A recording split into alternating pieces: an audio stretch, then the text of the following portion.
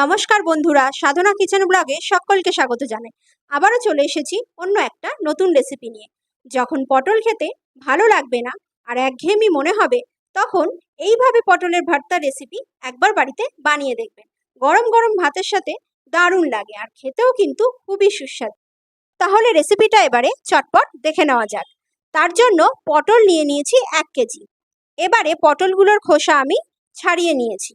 এখন পটলগুলোকে একটা চাকুর সাহায্যে এইভাবে টুকরো টুকরো করে কেটে নিচ্ছি। সব পটলকেই এইভাবে টুকরো টুকরো করে কেটে নেব। এইভাবে কেটে নিলে মিক্সিং ব্লেন্ডারে ব্লেন্ড করতে খুবই সহজ হয়।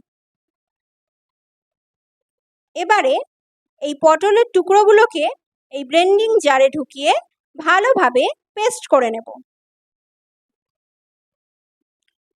এরপর একটা কড়াই বসিয়ে দিয়ে তাতে সর্ষের তেল দিয়ে দিলাম আর কালো জিরে ফোড়ন দিলাম।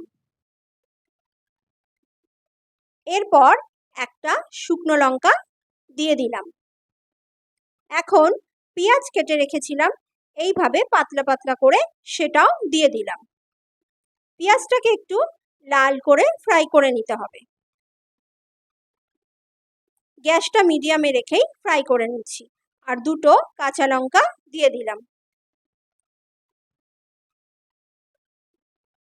এখন আদা রসুন একসঙ্গে পেস্ট করে রেখেছিলাম, সেটাও 1 চামচ দিয়ে দিলাম।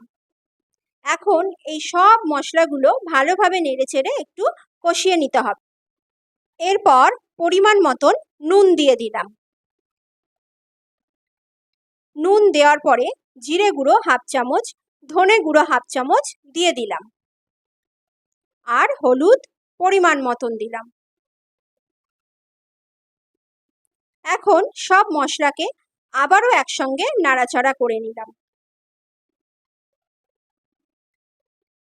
দেখুন মশলাটা ভালোভাবেই কষে গেছে। এবারে যে পেস্টটা পটলের বানিয়ে রেখেছিলাম সেই পেস্টটা দিয়ে দেব। এই পটলের পেস্টটা দেওয়ার পরে একটু সময় দিয়ে নাড়াচাড়া করে জলটাকে ভালোভাবে শুকিয়ে নিতে হবে, কারণ এক্সট্রা জল ভালোভাবে শোকালে তবেই পটলের এই ভর্তাটা খেতে খুবই টেস্ট হবে। এইভাবে নাড়তে নাড়তে জলটা খানিকটা শুকিয়ে এসেছে। এখন আমি সামান্য অল্প চিনি দিলাম।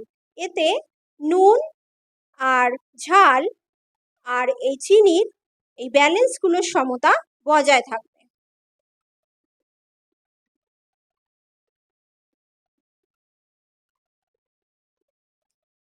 দেখুন অনেকটাই জলটা শুকিয়ে এসেছে। এইভাবে মিডিয়াম ফ্লেমে রেখে ভালোভাবে নাড়াচাড়া করে শুকিয়ে নিতে হবে। তাহলে আমার এই রেসিপিটি যদি ভালো লেগে থাকে তাহলে অবশ্যই লাইক শেয়ার কমেন্ট করে জানাবেন আর সাবস্ক্রাইব করতে ভুলবেন না। কিন্তু সাবস্ক্রাইব করে পাশে থাকা বেল আইকনটি অল করে দেবেন, যাতে নতুন কোনো রেসিপি আসলে তার নোটিফিকেশনটা আপনাদের কাছে পৌঁছে যায়। আর এইভাবে পটলের ভর্তা রেসিপিটা অবশ্যই বাড়িতে একবার ট্রাই করবেন আর কমেন্ট করে জানাবেন কেমন লাগলো রেসিপিটি। তাহলে ভালো থাকবেন, সুস্থ থাকবেন, সকলকে ধন্যবাদ।